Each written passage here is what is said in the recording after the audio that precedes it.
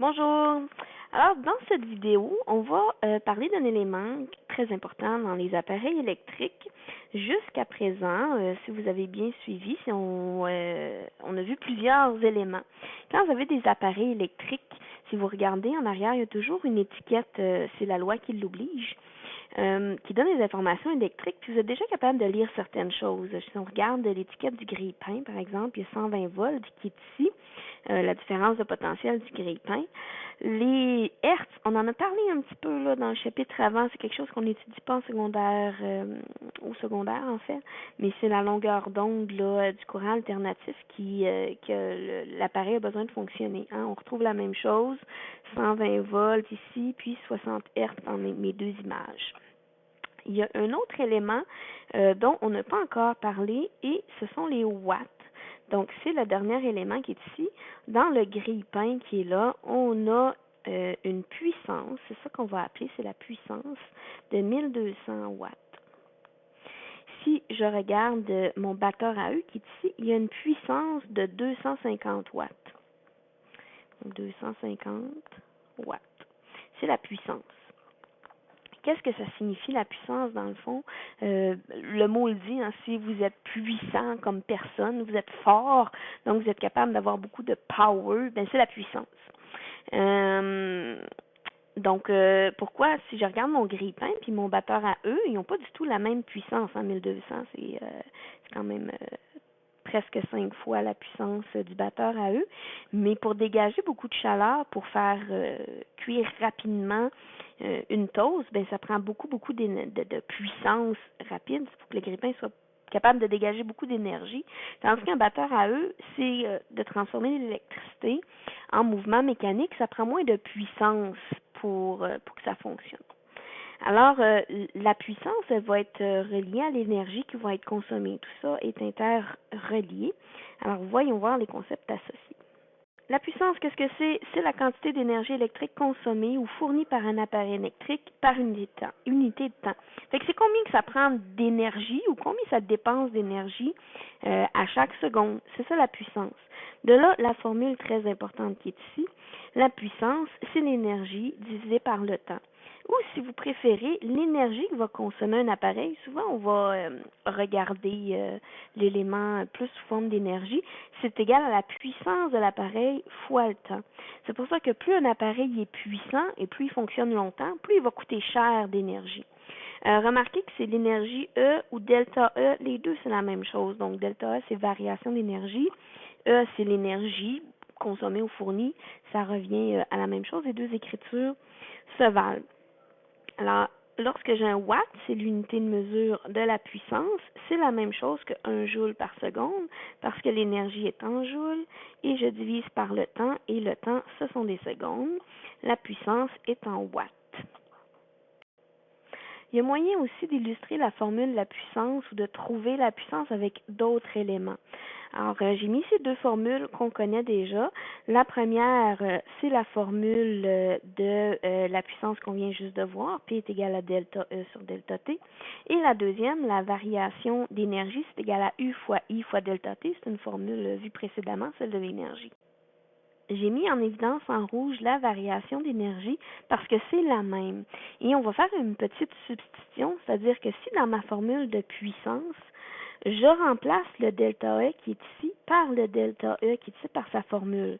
Donc delta E, c'est l'équivalent de U fois I fois delta T.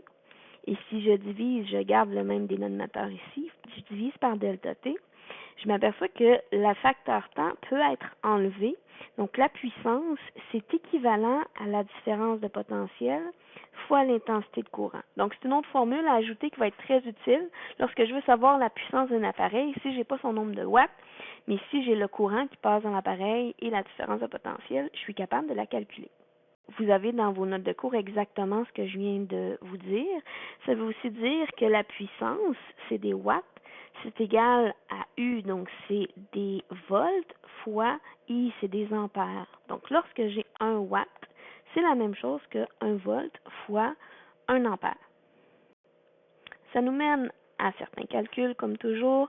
Alors, un exemple de numéro, quel est le courant? Donc, le courant, c'est toujours I, c'est l'intensité de courant, c'est ma variable inconnue, qui traverse un four à micro-ondes de 1500 watts. On vient de le voir.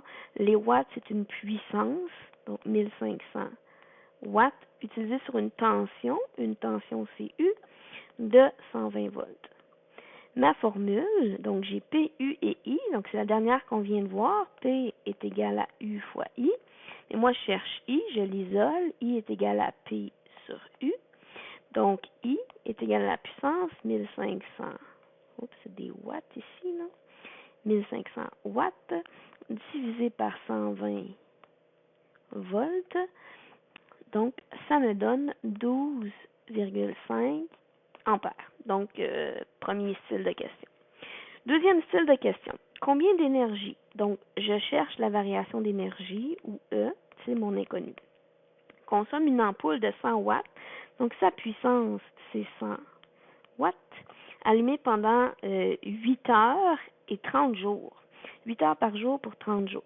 Donc, la variation de temps, c'est 8 heures par jour fois 30 jours.